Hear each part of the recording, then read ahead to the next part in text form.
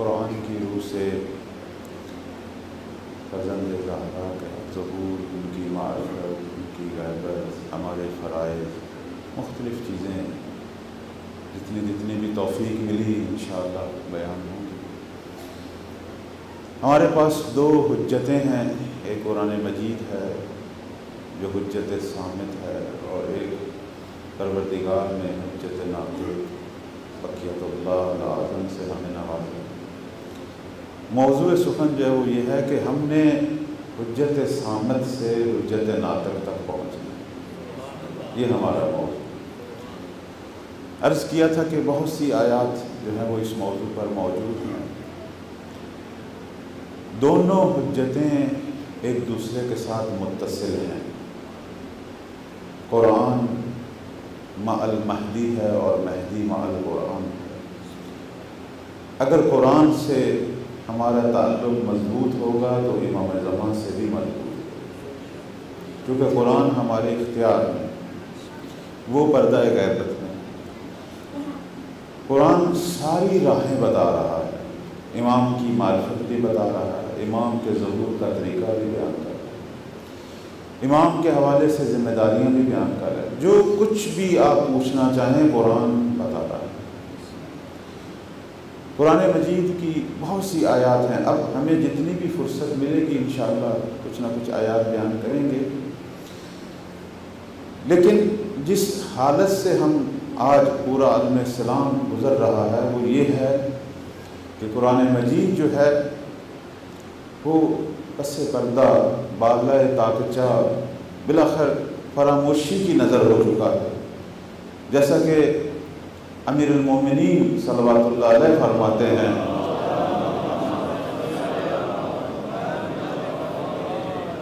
کہ ظہور سے پہلے لوگ اپنی خواہشات کے مطابق قرآن سے استفادہ کریں گے، یعنی اپنی بات کو منوانے کے لیے، اپنی من پسند چیز کو ثابت کرنے کے لیے آیت کا سہارا لیں گے، یعنی آیت کو اپنے پیچھے چلائیں گے، خود آیت کے پیچھے نہیں چلیں گے۔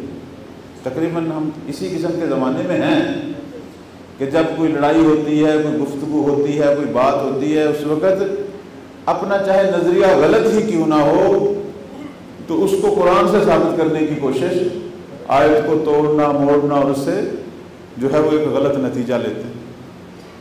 اور اس لیے مختلف فرقے ہیں، اس لیے اختلاف ہے جو ختم ہی نہیں ہو رہا، چونکہ قرآن کی تفسیر جو ہے وہ من پسند ہے، اپنی مرضی کی تفسیر۔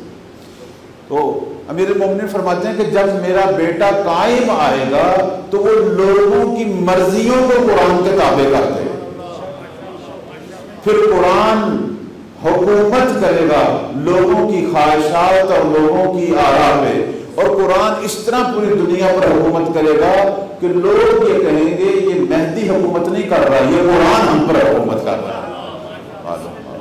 اس لیے امام زمانہ کی حکومت کا ایک نام دولت القرآن ہے، ویسے اس حکومت کے کئی نام ہیں، ایک نام جو ہے وہ دولت القرآن ہے کہ ہم پر قرآن حاکم ہے، اور کیسے حاکم نہ ہو، جہاں قرآن ناطق حاکم ہے وہاں قرآن صامت بھی حاکم ہے۔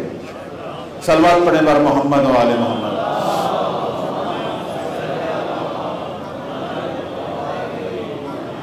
عزیزاً، قرآن کی قدر کو جانیں۔ قرآن وہ کتاب ہے کہ جس کے بغیر ہمارے ائمہ ایک لحظہ بھی رہنے کو تیار نہیں۔ قرآن کی عظمت، کلام پروردگار۔ عرض خدمت یہ ہے کہ ایک دفعہ امیر المومنین صلوات اللہ علیہ، اللہم صلی علی محمد و آل محمد، بہت زیادہ ذکر کیا کرتے تھے امام قائم کے اصحاب کا، بہت زیادہ ذکر کیا۔